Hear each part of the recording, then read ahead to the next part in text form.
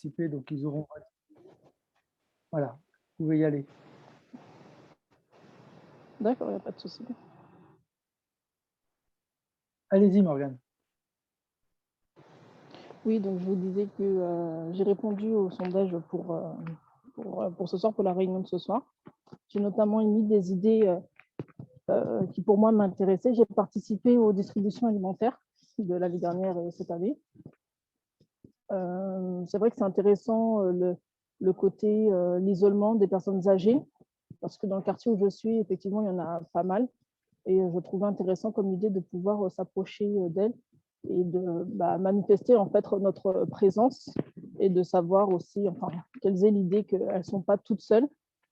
Il y a du monde autour d'elles qui s'inquiète et qui pense aussi à elles. D'accord. Merci, merci de votre participation, même dans la rue, on vous a bien entendu. Qui d'autre souhaite intervenir?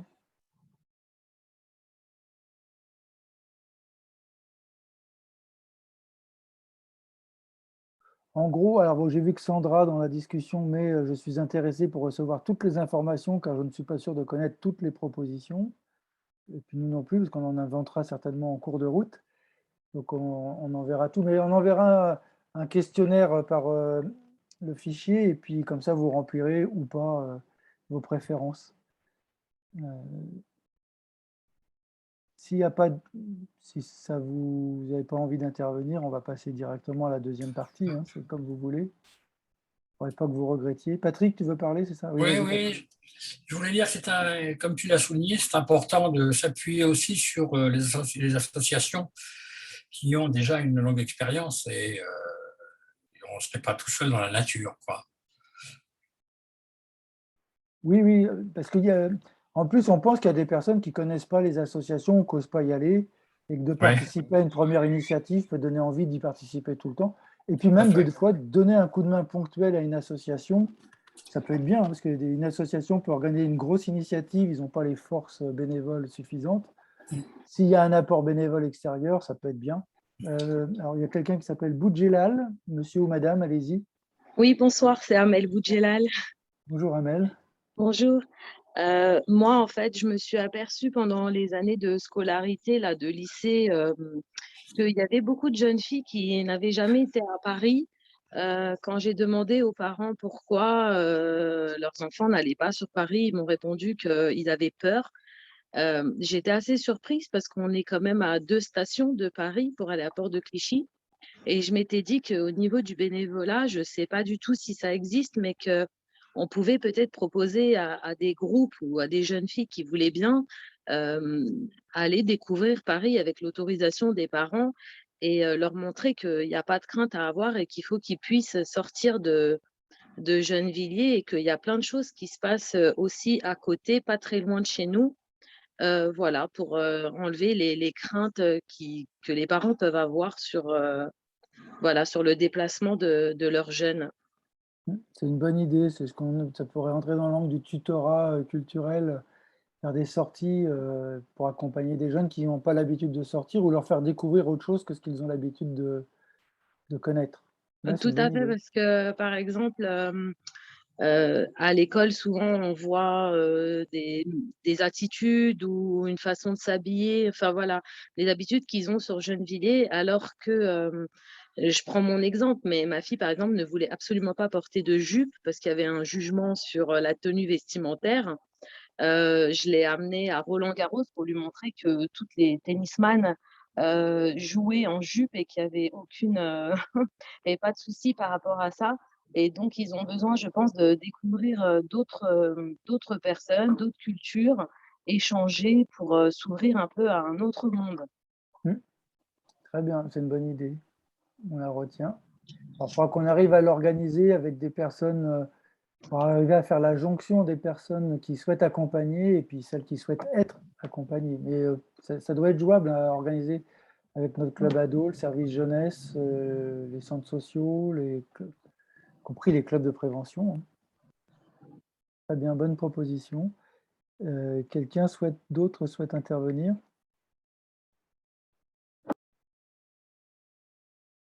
Allez-y, hein, ne soyez pas timide.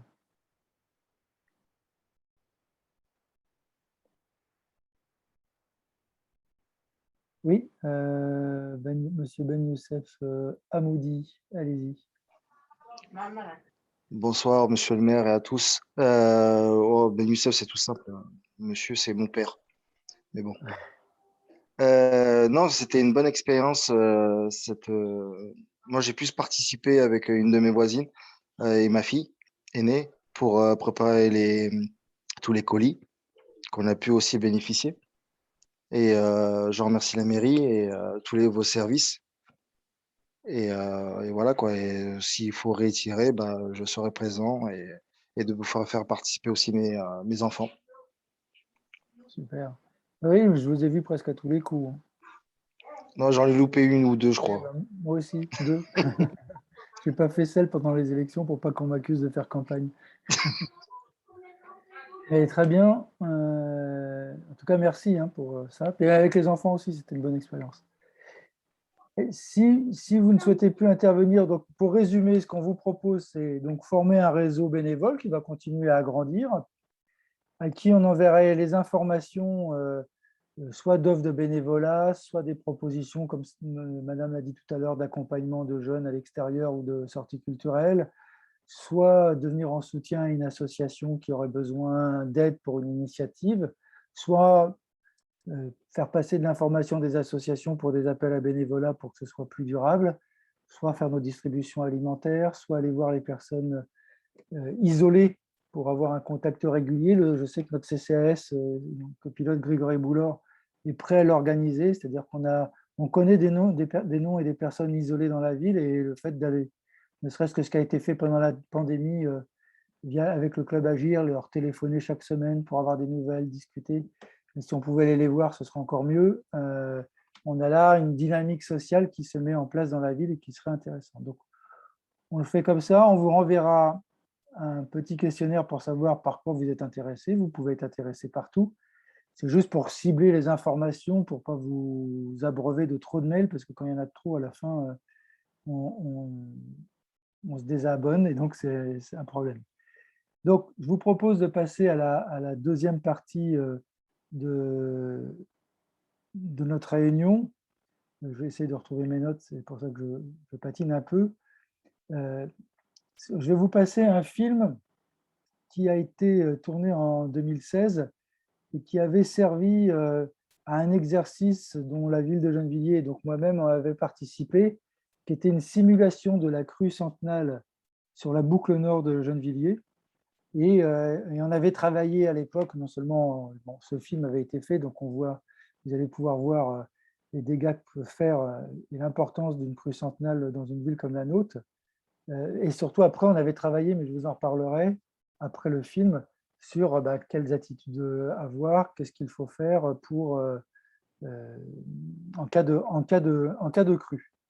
Donc, je vais vous passer ce petit film qui ne dure pas très longtemps, il dure 7 minutes 32.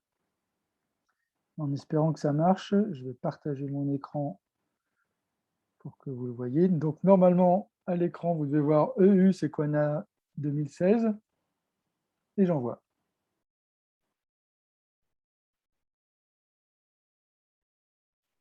Non, c'est bon, j'envoie.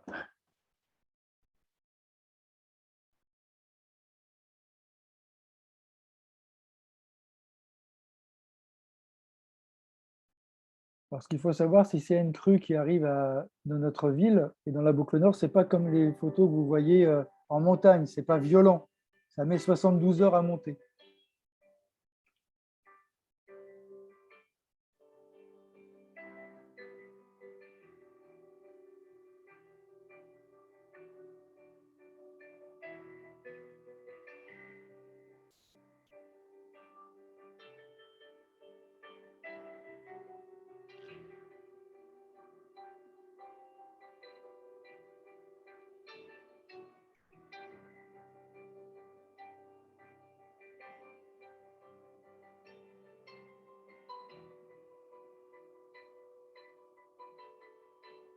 Donc, vous voyez, il n'y aura plus de RER A, plus de métro ligne 1, plus de passage sur la Défense.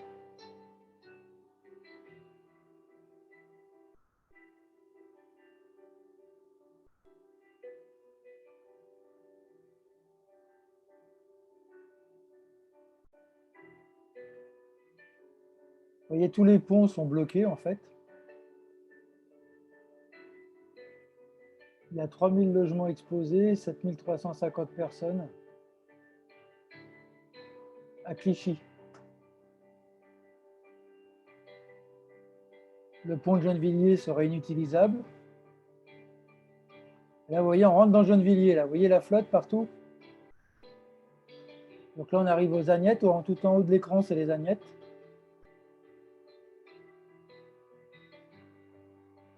Donc 53% de notre territoire serait inondable. Et 53%, c'est la zone habitée, ce n'est pas la zone d'activité économique. Donc là, vous allez voir l'eau monter. Ça, c'est le bâtiment qu'on a détruit. C'est le 11-21 aux Agnettes devant le métro.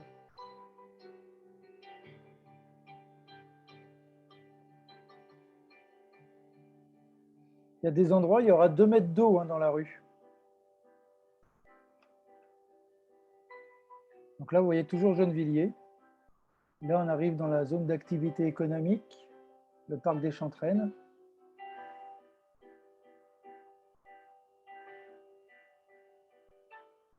Et là, on arrive à Villeneuve-la-Garenne, qui est inondée aussi, bien entendu. Donc la 86 sera inutilisable.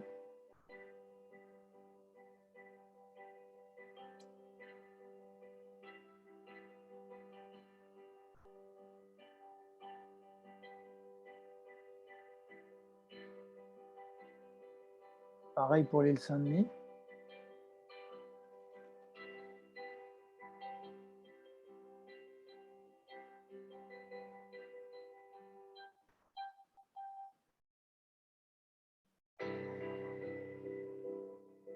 Donc là, je crois qu'on repasse par-dessus Villeneuve, mais pas sûr.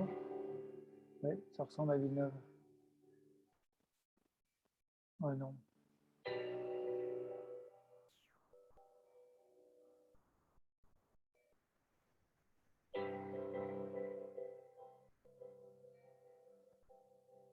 Donc là, pour les populations, ce n'est pas possible de vivre dans ces conditions puisqu'on ne pourra plus accéder aux immeubles. Il n'y aura plus d'électricité, plus d'eau potable, plus de gaz, plus de téléphone, pas d'Internet, bien entendu.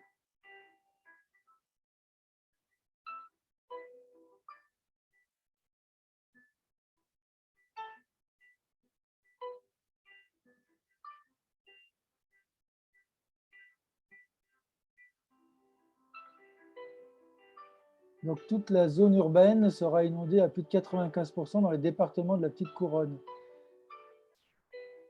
Donc là, on voit Villeneuve, là c'est la boucle. Là. On revient sur Gennevilliers. Je crois qu'on revient sur le port. Alors ça, c'est la zone d'activité de Villeneuve-la-Garenne, Val-de-Seine.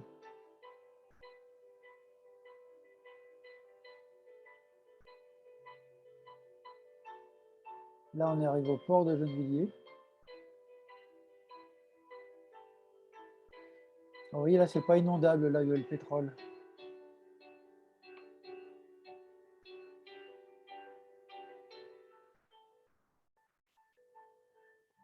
Mais ils ne pourront pas travailler parce que le dépôt pétrolier, s'il n'est pas inondé, il est inaccessible. Et donc, la région Île-de-France n'aura plus d'hydrocarbures. La A15 sera bloquée, pareil.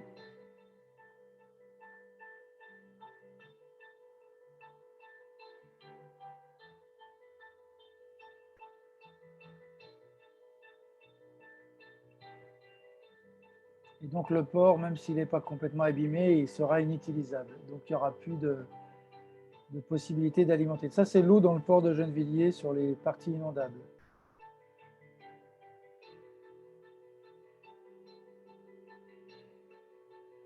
Donc, il y aura des dommages indirects liés à la perte d'activité.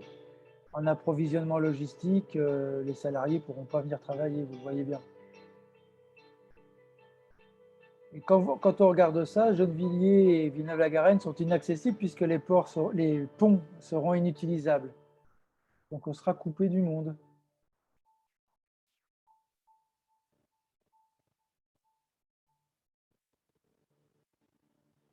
Donc ça fait 115 000 personnes qui sont exposées à l'inondation.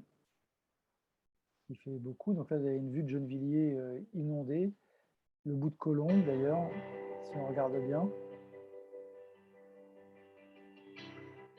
Et en plus de l'inondation, ça veut dire que l'électricité saute même dans les villes où il n'y a pas inondation, c'est les taches jaunes, ce qui montre que même s'il n'y a pas d'eau, les autres villes autour de nous peuvent se retrouver sans électricité.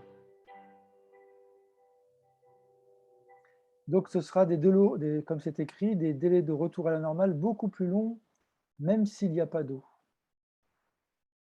Donc tout ce qui est fait aujourd'hui, enfin depuis 20 ans même, c'est de réduire la vulnérabilité de notre agglomération, c'est de faire en tout cas que les bâtiments résistent à inondation. Donc tous les nouveaux bâtiments sont construits pour résister à une inondation, et y compris les parkings doivent servir à capter de l'eau déjà.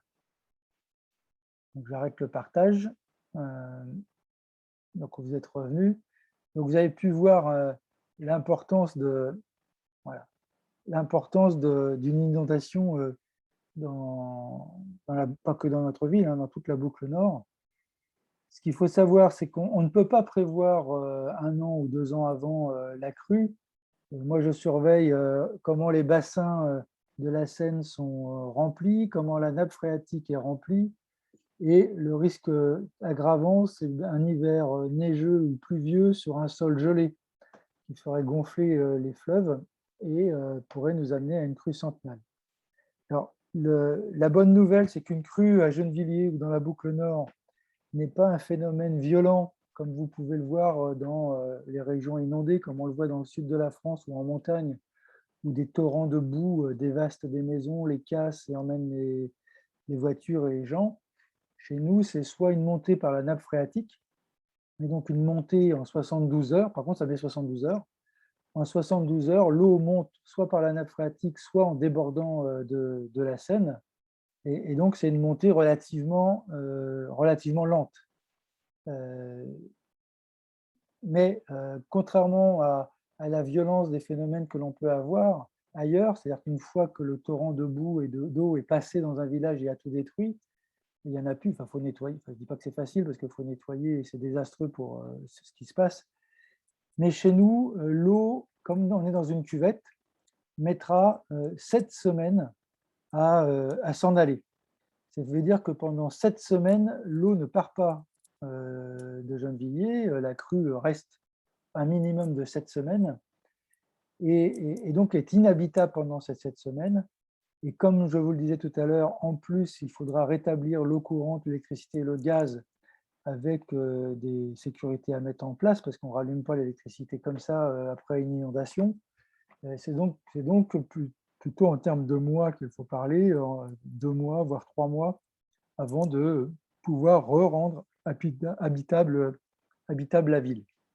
Donc ce sera une catastrophe économique et humaine assez importante qui théoriquement ne devrait pas amener à des mortalités, mais en tout cas aura des dégâts importants.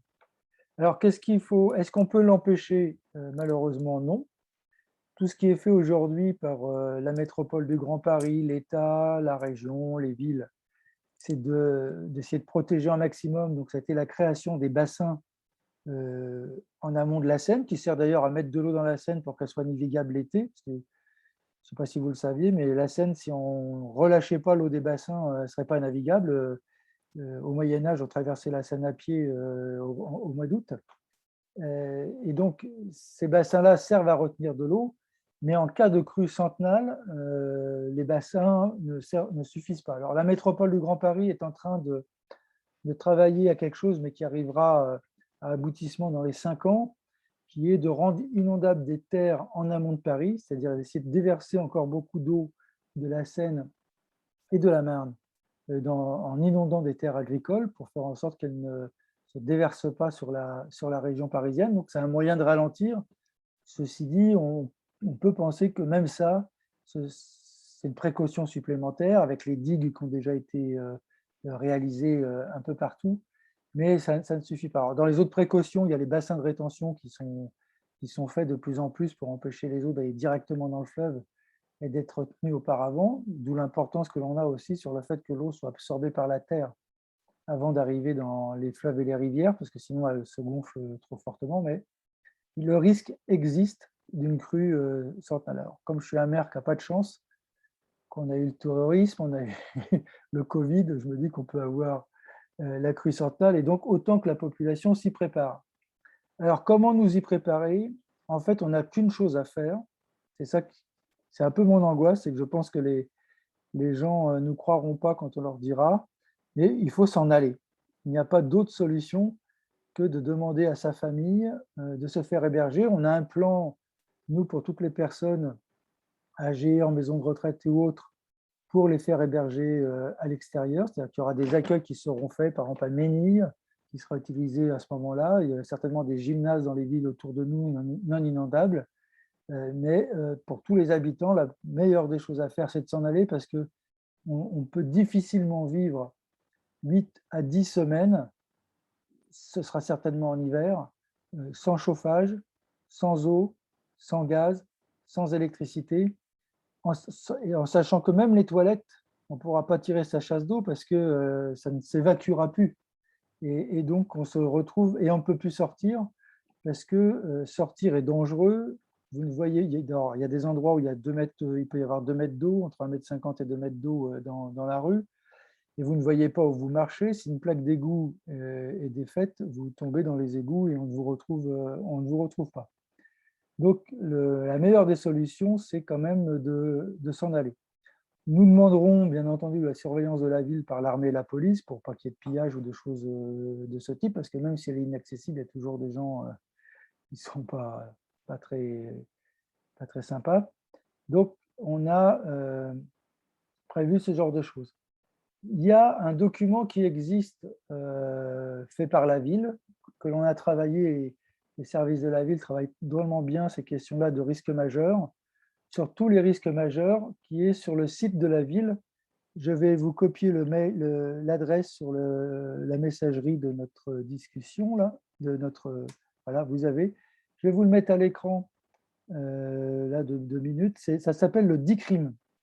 Donc, c'est un document que l'on a travaillé avec des spécialistes des crises et que nos services ont aussi travaillé avec la préfecture et d'autres, et qui permet de comprendre. Alors, je vais l'agrandir parce que sinon. Donc, ça, c'est le site internet de la ville que vous voyez à l'écran. Donc, ce DICRIM, il est par le lien que je viens de vous mettre dans la discussion, vous tombez là. Donc, soit vous le téléchargez en PDF. Donc, c'est un document sur les risques majeurs et qui explique ce que c'est un risque majeur. Et donc, il travaille sur plusieurs risques majeurs. Le risque d'inondation, le risque météorologique, le risque industriel, le risque de transport de matières dangereuses. Après, il donne des informations sur l'alerte et des conseils si on doit évacuer. Alors, on l'avait distribué dans toutes les boîtes aux lettres il y a 2 ou 3 ans, je ne me rappelle plus.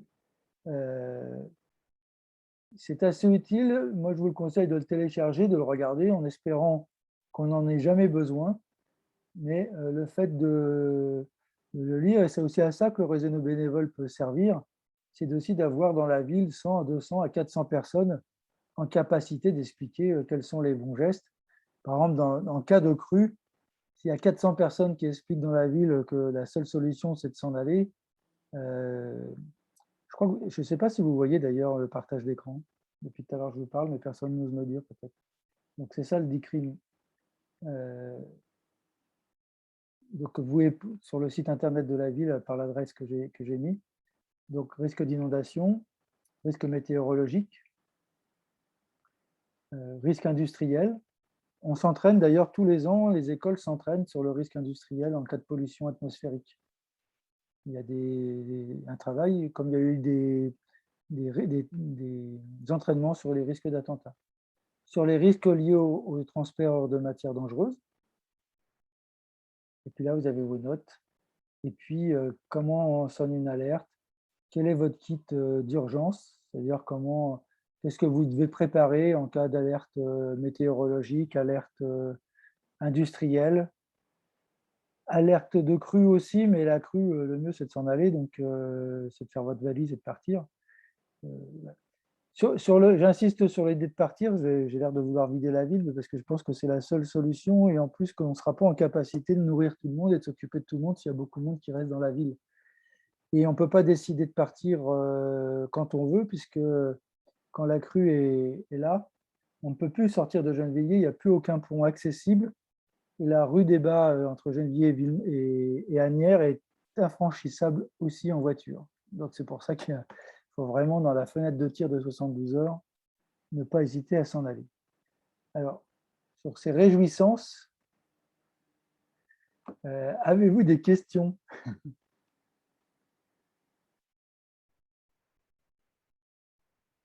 Je ne veux pas vous faire flipper, hein. Ça n'arrivera peut-être pas tant qu'on vit nous, hein. Mais ça peut arriver l'année prochaine aussi.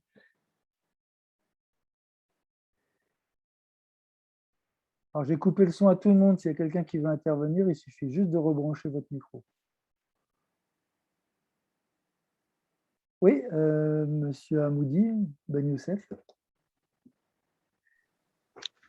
Est-ce qu'il y aura un système dans les 72 heures de la crue, si elle arrive, est-ce qu'il y aura un système d'alarme comme chaque premier mercredi? Oui, alors il y a plusieurs systèmes d'alarme. Bon, d'abord, là, je pense qu'on prendra des dispositions d'une voiture sono qui fera le tour de la ville déjà. On enverra des mails, on utilisera les réseaux sociaux, les radios aussi pour faire passer des messages. C'est-à-dire qu'il y a des mesures d'urgence, vous le verrez dans le DICRIM, un document que je vous ai montré tout à l'heure. Il y a des radios qu'il faut écouter. Alors c'est pareil, faut acheter des radios à pile, parce que tout ce qu'on a aujourd'hui qui marche que l'électricité, ça ne fonctionnera plus. Et pour la majorité, sont en digital aussi. Voilà, tout ça, ça ne fonctionnera plus. Ouais, mais les constructeurs n'ont pas pensé de ce côté-là aussi. Non, c'est pour ça qu'il y a dans la notice du DICRIM, on vous dit ce qu'il faut avoir. Il y a par exemple une radio à pile. Il y a aussi le petit camping gaz. Il faut avoir un peu en kit chez soi. Mais tout cela, parce que là, les sirènes fonctionneront certainement, mais comme les gens ils écoutent la sirène en pensant que c'est l'heure, ou en s'affolant pas plus que ça, ou en pensant que c'est une erreur, il faudra qu'on double de beaucoup de systèmes, notamment réseaux sociaux, l'utilisation des gardiens d'immeubles. Enfin, il y a tout un système de gestion de crise que l'on travaille pour alerter vite. Morgane. Oui, Morgane, ensuite Patrick. Non, c'est bon, j'avais une question. Est-ce qu'il y aura des formations ou des mises en situation, comme des entraînements ou quelque chose comme ça par rapport à la crue? Alors, sur la crue, la mise en situation, c'est de partir. Donc, il n'y a pas beaucoup d'entraînement à avoir. Par contre, sur les autres champs, je vous proposerais qu'on fasse des entraînements. Oui. C'est-à-dire sur un incident industriel. Alors, pour une crue, il n'y a rien d'autre à faire que de fermer chez soi bien et de prendre les affaires dont on a besoin et d'appeler des amis pour qu'ils vous hébergent. Par contre, sur un incident industriel qui ne dure pas longtemps, qui peut durer que une journée, ou 5 heures ou 6 heures, ou un peu plus, un peu comme il s'est passé à Lubrizol à Rouen, là, il y a des gestes à avoir, effectivement, scotcher les fenêtres. Il y a des choses de ce type que l'on peut. Là, ce serait bien qu'on entraîne, effectivement. Et ça, on peut l'organiser, ça peut être une formation qu'on vous organise dans l'année. Alors, Patrick Terré, ensuite, quelqu'un qui s'appelle Khadija. Non, je voulais juste souligner qu'en cas de crue centenale, les radios et télévisions ne pourront pas diffuser parce que tous les grands médias sont en bord de scène. Radio France qui est sur le quai Kennedy, France Info, France Télévisions qui est aussi en bord de scène, TF1 est en bord de scène. Donc je pense que tout ça va être impacté.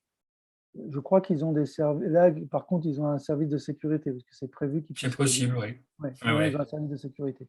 C'est possible. Alors, Khadija, vous avez baissé votre main, mais alors, monsieur ou madame Boudjelal. Oui, est-ce que les villes d'à côté seront en capacité de nous héberger? Alors, pas à côté, parce qu'elles seront bleues. D'abord, parce que si vous avez vu notre environnement, tout ce qui est en jaune, ils n'auront plus d'électricité, donc ils auront des problèmes aussi. Moins graves que nous, mais ils auront des problèmes. Donc, donc, il y a un système que l'on met en place avec la préfecture pour héberger de manière beaucoup plus loin que la zone d'inondation et beaucoup plus loin que la zone d'impact de coupure d'électricité. C'est pour ça, par exemple, que l'on pense qu'une partie des personnes âgées isolées, on essaiera de les regrouper à Ménil.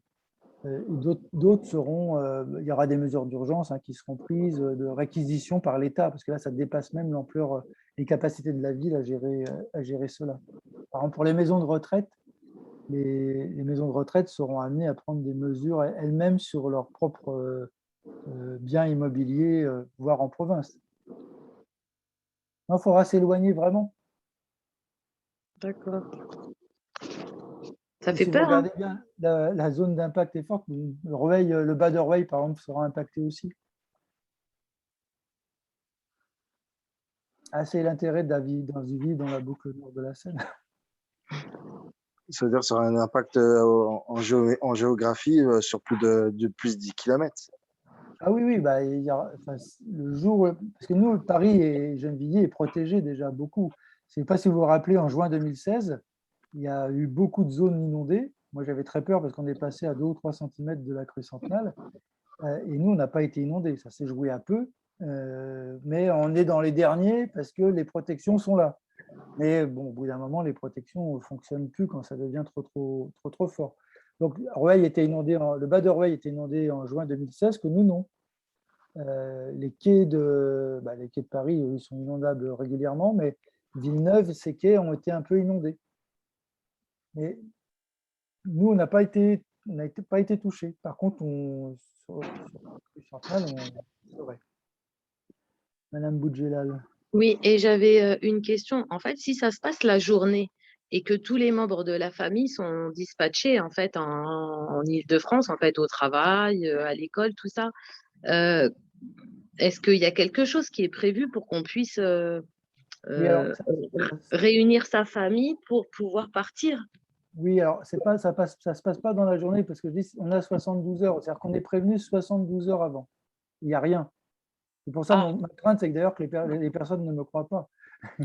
C'est-à-dire que 72 heures avant, on peut prévoir à peu près la crue. Et donc, on a le temps de se retourner. Ça vous fait 2 jours sur lesquels vous pouvez vous retourner. C'est-à-dire que pendant 2 jours, il faut faire sa valise, vérifier que ça soit bien une bonne alerte. De toute façon, dès qu'on a 2 cm d'eau, il faut commencer à se dire qu'il y a une bonne Ah, alerte. 72 heures, c'est pas le départ de l'eau jusqu'à la montée totale. C'est 72 heures de prévention. Voilà, on peut le savoir, parce qu'en fait, on surveille le zouave en amont. D'accord. C'est pas une ruée. En fait, c'est pas une ruée d'eau qui s'abat sur nous violemment. C'est une montée. Si c'est la nappe phréatique, c'est une montée lente, mais sûre. Il faut savoir que, par exemple, le deuxième sous-sol de la mairie, on pompe en permanence l'eau. Si on ne pompait pas l'eau, le deuxième sous-sol aurait 20 à 30 cm d'eau. Voilà. C'est pour ça qu'à Gennevilliers, de faire des parkings souterrains, ça coûte très cher, parce qu'il faut les rendre imperméables. D'accord.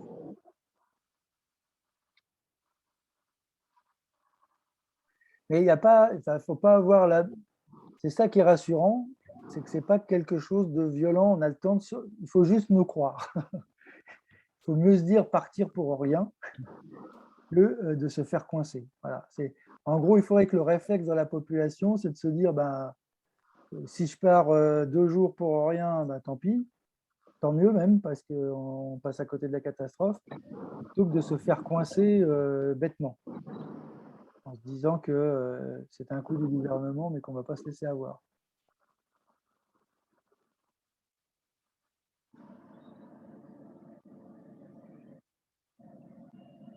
Nadia, excusez-moi, je vous appelle par Bonsoir. Comment est-ce que vous comptez sensibiliser le reste de la population, vu que nous, aujourd'hui, on est privilégiés, on est au courant? Oui, alors on l'a fait en distribuant le document que je vous ai montré tout à l'heure. On le fait en faisant de temps en temps des articles dans Geneviève Magazine et on en refera. Et puis là, le faire avec vous, c'est parce que je me suis dit que c'est aussi un moyen de rentrer, parce que la communication, tout ça, ça passe des fois au-dessus de nos têtes, quoi. C'est parce qu'on a d'autres préoccupations, d'autres ennuis. Et donc, passer par vous et petit à petit faire boule de neige, ça ne peut qu'aider. Alors, l'idée, c'est de ne pas inscrire un climat d'angoisse, parce que tout ça, ça ne servira à rien de s'angoisser. C'est juste apprendre les bons gestes et les bonnes formules. Et donc, ça, il faut le faire petit à petit. Ce qu'on fait avec vos enfants dans les écoles. Hein. Parce que les enfants dans les écoles, ils apprennent avec les enseignants à se planquer, entre guillemets, en cas d'alerte de pollution grave, d'incidents industriels et voire même d'attentats terroristes. C'est-à-dire qu'ils sont, il y a des exercices presque, enfin, je crois même tous les ans, dans toutes les écoles de Gennevilliers. D'accord, ok. Mais ça ne suffit pas, hein. Il faut que les parents… Donc, on va continuer de communiquer, et puis on compte sur vous, on compte, et puis on recommuniquera là-dessus. Là, j'ai écrit cet été, parce que bon, là, je suis un peu rassuré, parce que les bassins, quand je suis rentré de vacances fin août, les bassins étaient pleins, et bon, là, visiblement, ils se revident, parce que comme ça fait un moment qu'il n'a pas plu, ça se revide. Donc, j'ai moins de raisons d'inquiétude, mais j'avais écrit au préfet fin août en disant, comme on n'a pas de chance, peut-être qu'il faut prévenir l'armée qui se prépare. Ah bah oui. Cet hiver. Mais bon, c'est… Et moi, personnellement, je suis SST. Est-ce qu'il y aurait peut-être éventuellement une Alors, formation dites-nous, qu'est-ce que c'est SST? secouriste du travail, sauveteur secouriste du travail? Ah, super, super. Mais est-ce qu'il y aurait quelque chose d'autre qui pourrait compléter ma formation de façon à ce que derrière, je puisse, je ne sais pas, bon, pas apporter les premiers secours, parce que comme vous dites, la première chose à faire, ce sera de partir, mais Sur la crue, éventuellement de sensibiliser peut-être les autres, oui. parce que ça Alors, passe aussi par oui. une communication bien spécifique. Ben, le DICRIM là, dont vous avez le lien, il vous dit tout. Hein. Après, en formation, sur la crue, je crois que là, il n'y a pas besoin de formation, vraiment. Sauf de savoir qu'est-ce qu'il ne faut pas oublier quand on part de chez soi et avoir une petite trousse, peut-être même dans les préconisations, c'est d'avoir des choses déjà prêtes et des premiers de papier de bien rangés pour que quand on doit s'en aller vite, de toute façon, ça doit être pour tous les cas. Hein. Si un jour vous avez un incendie chez vous ou autre, avoir des choses plutôt rassemblées pour éviter de les laisser brûler ou même de perdre de temps en s'en allant. Et après, c'est là où il y a besoin d'une formation et que c'est plus précis et plus tendu, c'est vraiment sur les risques industriels et météorologiques, enfin industriels surtout, et de pollution. Et ça, on fera une formation. On a des agents, je pense à Sandrine Fouché, qui est directrice du secteur sécurité prévention de la ville, mais on avait un agent avant qui ne faisait que ça et on va en rembaucher un pour qu'il travaille à mi-temps sur ce secteur. Et donc, dès qu'on l'aura, on va l'utiliser justement pour faire des sessions de formation en direction de la population pour celles et ceux qui le souhaitent. Merci. Pour le lien, il n'est pas dans la discussion, monsieur le maire. Ah non, ah oui, d'accord, je l'ai mis qu'à Patrick Terry, d'accord. Alors, autant pour moi. Je vous le remets. Oui, pourquoi je l'ai mis à Patrick Terry? T'es pistonné, Patrick. Voilà, je le mets à tout le monde. Voilà, vous l'avez maintenant. C'est bon? C'est parfait. Ah, excusez-moi, ouais, vous avez bien fait de réagir. Parce que… Mais comme disait Madame Nadia, est-ce que les agents municipaux ou les gardiens des différents bailleurs, est-ce qu'ils ont des consignes de ce genre? Ou est-ce qu'ils sont formés? Non, ils ne sont pas formés. Là, je vous mentirais si je vous le disais. Ça fait partie des choses qu'il faut qu'on travaille dans le cadre des sensibilisations autour des risques industriels. Ça fait partie des choses qu'il faut… Alors, le DICRIM sert à ça, mais c'est valable pour moi. Hein. Moi, je m'entraîne tous les ans, grâce au service d'ailleurs qui me pousse à faire les exercices. On s'entraîne en cas de problème dans le port ou autre. Mais si on n'a pas les entraînements réguliers, c'est vrai que… Après, on sera en conduite de gestion de crise. Donc, on donnera les indications en direct à chacune et chacun. C'est-à-dire que nous, on est prêts, on a nos adresses. Alors, selon la crise, on ne peut pas faire la même chose. Hein. Si c'est une crise industrielle, on garde, on a nos outils, réseaux sociaux, téléphone, Internet, etc. Donc, tous nos fichiers sont prévus et on peut agir. Si c'est une crue, ben là, il faut qu'on agisse sans moyens. Dans les 2 premiers jours ou 3 premiers jours, on peut jouer avec les moyens modernes. Et ensuite, il faudra travailler, aller voir les gens un par un. Mais là, on est aidé par la police et l'armée. Ça devient plus un problème, ça devient un problème plus important. Enfin, je ne sais pas s'il est plus important en risque humain, il est assez mineur. Hein, il est assez mineur. Si tout le monde s'en va, il n'y a pas de problème.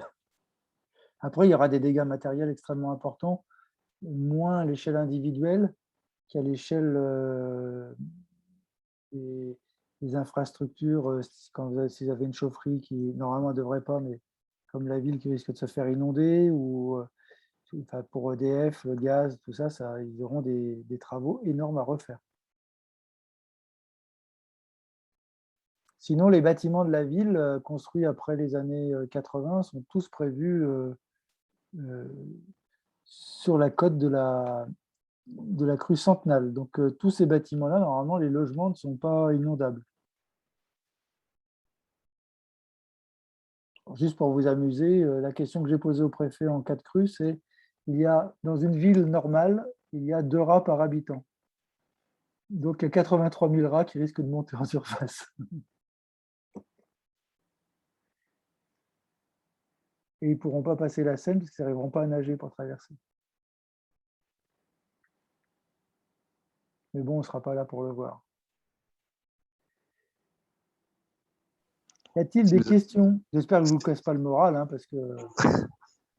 Non, vous disiez que par rapport au rat, on ne le verra pas, mais peut-être les caméras de surveillance qui Elles sont seront en mortes. boucle. Non, elles seront mortes. Ah bon?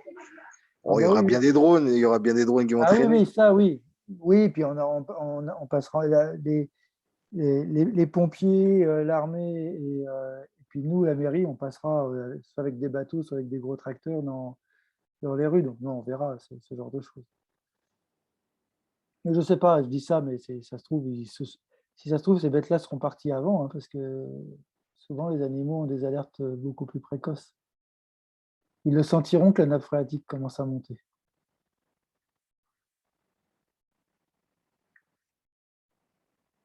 Y a-t-il d'autres questions?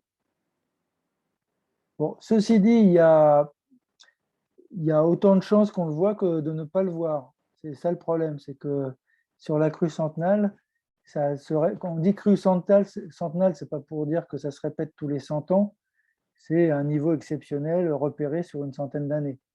Voilà, c'est le niveau le plus haut qu'on a repéré sur une centaine, voire même plus d'une centaine d'années, puisque c'était 1920.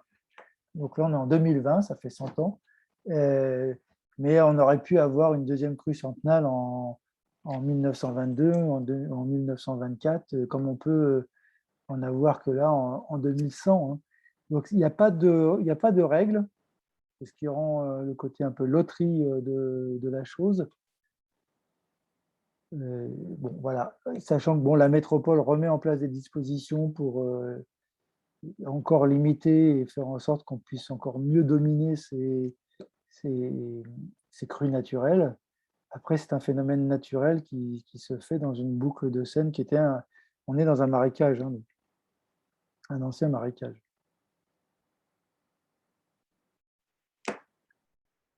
Bien, si vous n'avez pas d'autres questions, je vais vous laisser. Il faudra qu'on trouve des choses plus joyeuses, hein, pour le réseau bénévole. Je ne peux pas vous faire que des crises, que des gestions de crise. On fera d'autres choses plus sympathiques. Hein. Ça me semblait intéressant quand même de commencer par là pour montrer qu'il y avait besoin de réseau de bénévoles, pas toujours pour agir en direct, mais aussi pour parler avec des gens et attirer l'attention, ne serait-ce que si vous leur attirez leur attention sur le fait qu'il y a le DICRIM sur le site internet de la ville et que c'est pas mal qu'ils le lisent une fois, qu'ils s'approprient, qu'ils regardent comment on gère une crise, ce serait bien. Comment ça s'organise pour la suite alors? On fait des réunions régulières? Comment on fait? Oui, on va regarder comment on monte ça en fonction des réponses des uns et des autres. On va vous réinterroger par mail. D'accord. Nous, on est en train de réfléchir avec Grégory Boulard, par exemple, sur les distributions alimentaires. On ne sait pas si on reprend ou si on ne reprend pas. D'accord. Je vous explique notre dilemme. Parce que, en fait, il y a des raisons de reprendre parce qu'il y a malheureusement des gens qui sont en difficulté.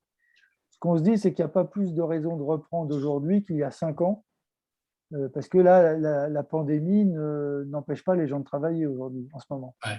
Donc, il n'y a pas forcément de perte de ressources comme on l'a eu l'année dernière à cause de la pandémie. Et donc, peut-être, sinon ça devient une nouvelle prestation municipale, on se dit pourquoi pas, hein, mais bon, c'est quand même des coûts financiers. Peut-être au trimestre, parce qu'il y a des besoins en dehors même d'une crise, ou peut-être il faut faire autre chose. Voilà.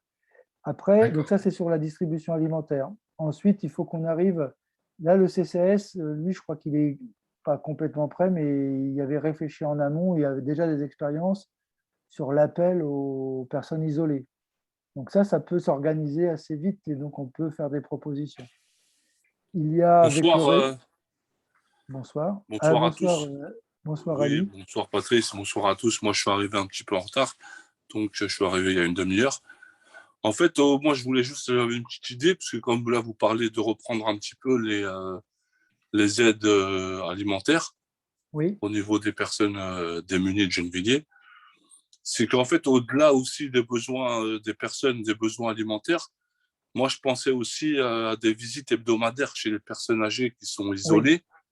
J'ai remarqué en distribuant pendant les paniers solidaires qu'il y en avait énormément, des personnes âgées qui sont surtout veuves, des femmes aussi âgées qui vivent seules, et surtout dans le contexte actuel avec le climat anxiogène qu'il y a à cause du Covid et tout.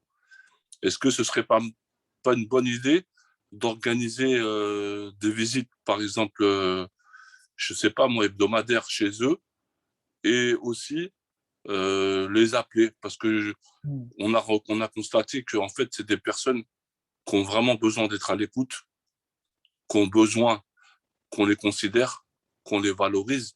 Malheureusement, elles se retrouvent seules, et voilà, c'est des gens qui ont travaillé toute leur vie, et qu'on a tendance à oublier beaucoup, parce que je pense qu'elles n'ont pas vraiment besoin que d'un panier solidaire. Ça, c'est important aussi, mais je pense qu'au-delà de tout ça, elles ont besoin qu'on les écoute, et d'échanger, de parler, de discuter. Et voilà, je ne dis pas qu'il faut leur parler toute la journée, mais au moins, si on pouvait s'organiser entre bénévoles pour les appeler, par exemple, 2 ou 3 fois par semaine, se départager entre nous, chacun qui puisse consacrer 15-20 minutes par personne selon son emploi du temps, je pense que ça serait pas mal. oui. Alors Ali, c'est une proposition qui est retenue, ça. Donc c'est ce que j'ai dit tout à l'heure, le CCS peut être, donc c'est la Caisse d'action sociale de la ville qui travaille justement avec ces personnes isolées, peut être en capacité d'organiser et de faire des propositions aux bénévoles, soit de visite, comme vous dites, et le rythme, c'est à la semaine. Je pense qu'il faut qu'on soit sur un rythme semainier, parce que sinon, on n'a pas de contact et on ne crée pas de lien, soit téléphonique. Donc ça, c'est une idée retenue, hein, qu'on va organiser. D'accord. C'est une excellente Ok. idée. Et c'est plus qu'une excellente idée, c'est, comme vous l'avez dit, un véritable besoin. C'est-à-dire qu'il y a des personnes qui, d'ailleurs, qui peuvent avoir des moyens, hein, qui peuvent vivre correctement parce qu'ils ont une bonne Absolument. retraite, mais qui sont totalement isolés. Et ça fait partie aussi de nos enjeux dans la ville, c'est-à-dire qu'il faut que les personnes âgées puissent vivre à domicile. Et c'est vrai que si plus on peut avoir un réseau de solidarité de bénévoles, plus on peut avoir des gens qui sont maintenus à domicile longtemps. Alors, on ne sera pas des infirmiers et des infirmières, on ne sera pas Ah non, non, non, pas du des tout. gens qui font le ménage, mais le moral compte pour tenir le Exactement. coup. C'est plus un Et, soutien psychologique. et ça peut aider beaucoup. Donc ça, on est d'accord pour l'organiser. Alors, Madame Boudjelal.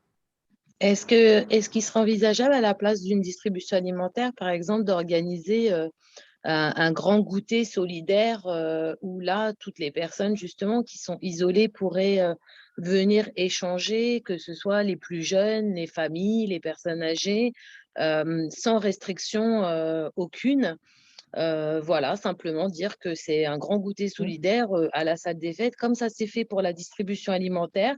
Mais là, toute l'après-midi, tout le monde pourrait échanger ensemble. Oui, c'est une bonne idée.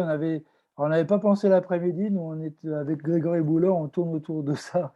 Alors, on fait déjà un Noël solidaire à Mandela, mais qui est plus petit puisque c'est une centaine de personnes. Ça fait un moment qu'on voulait. Et Noël, c'est compliqué, ou jour de l'an, je ne me rappelle plus d'ailleurs. C'est jour de l'an plutôt, solidaire. Et on pensait faire un banquet solidaire aussi à un moment donné. Par exemple, on a le carnaval, là, on se demande si on ne le finit pas par en même temps qu'il y aurait le spectacle, donc fin juin, si on ne le finissait pas par un grand pique-nique où on mange tous ensemble.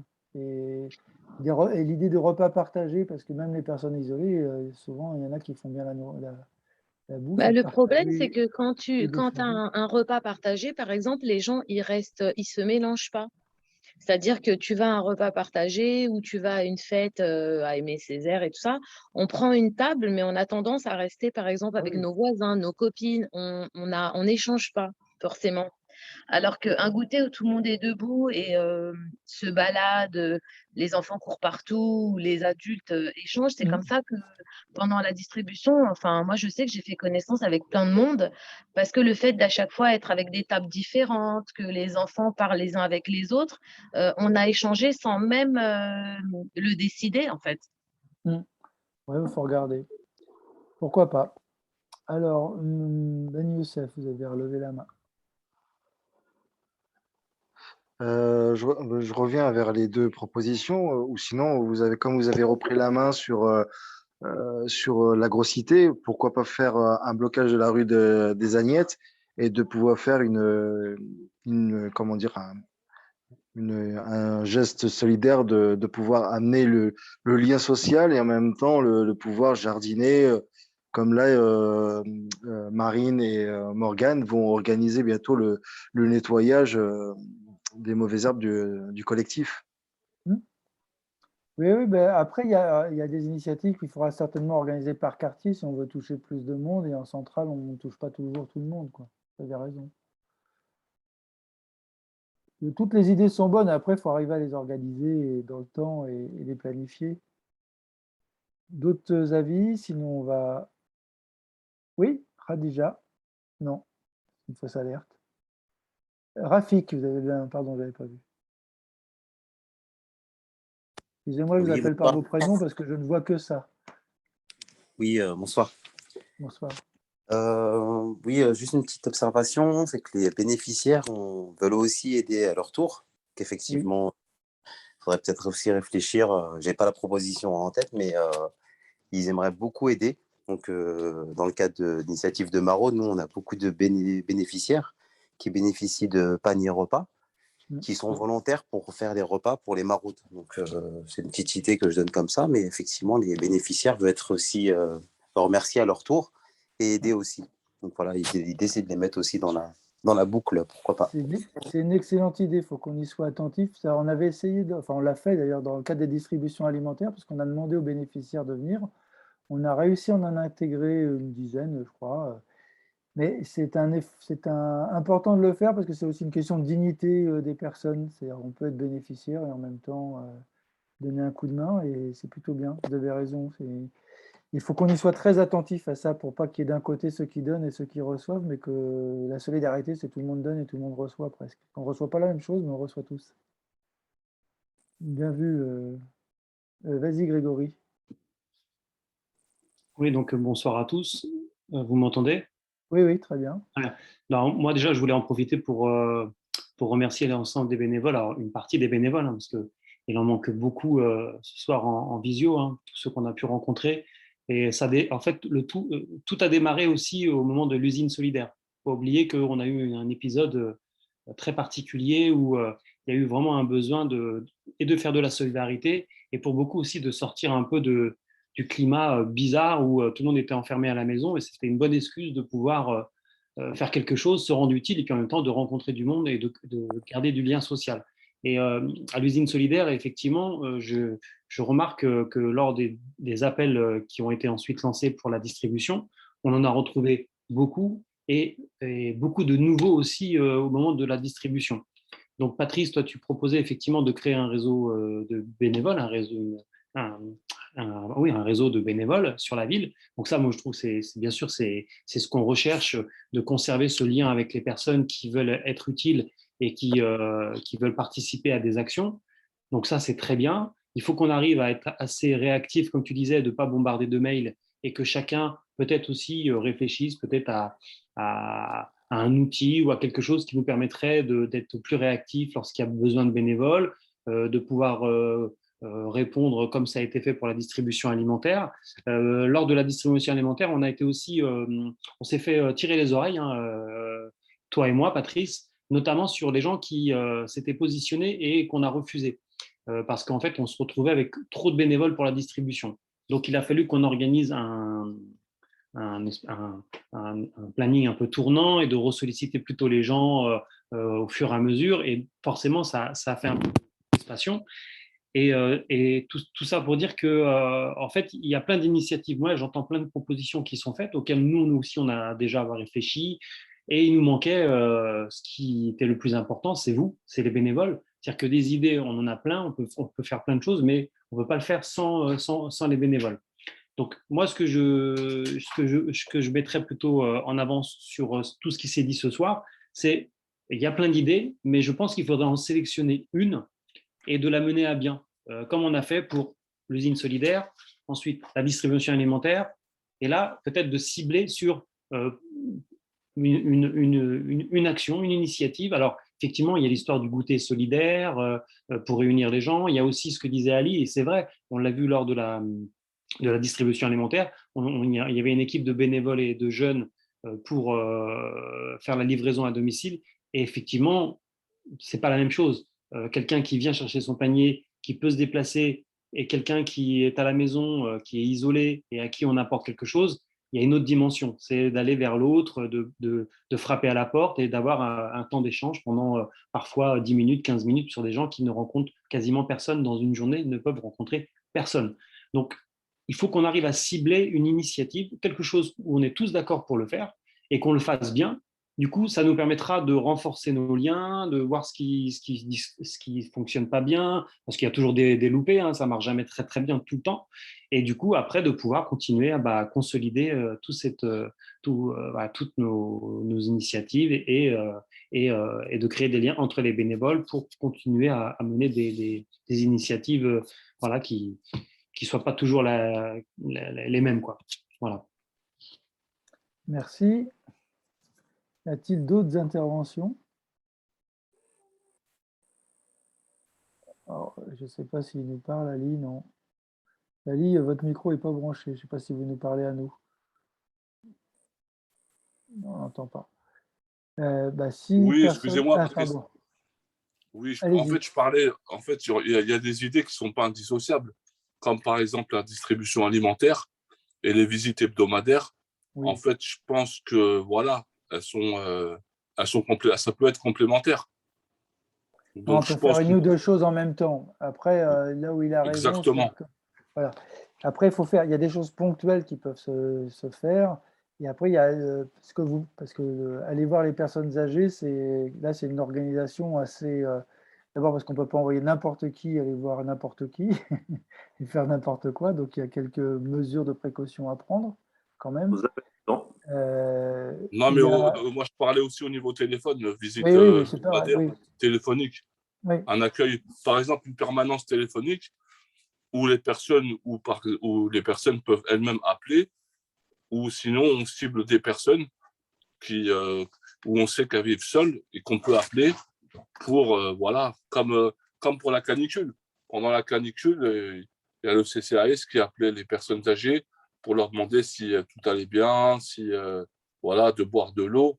Là, on peut faire la même chose en tant que Covid et pour voir si tout va bien, si elles ont un besoin en particulier, si elles veulent parler, si on peut les écouter. Et voilà. D'accord. J'ai cru voir quelqu'un qui voulait parler. Mohamed, non? Non? Moi, c'est la première fois. Oui, ça sera pour la prochaine. D'accord. J'attends, parce que j'écoute bien, parce que c'est la première fois que je participe de cette réunion et ça sera pour la prochaine fois.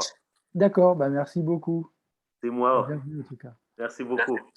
Bien, je vous propose qu'on s'en tient là. On vous renvoie un petit compte rendu. De toute façon, on renvoie à tout le fichier, ma petite intro et le film de notre discussion. Donc, tout le monde sera au courant de ce qu'on s'est dit.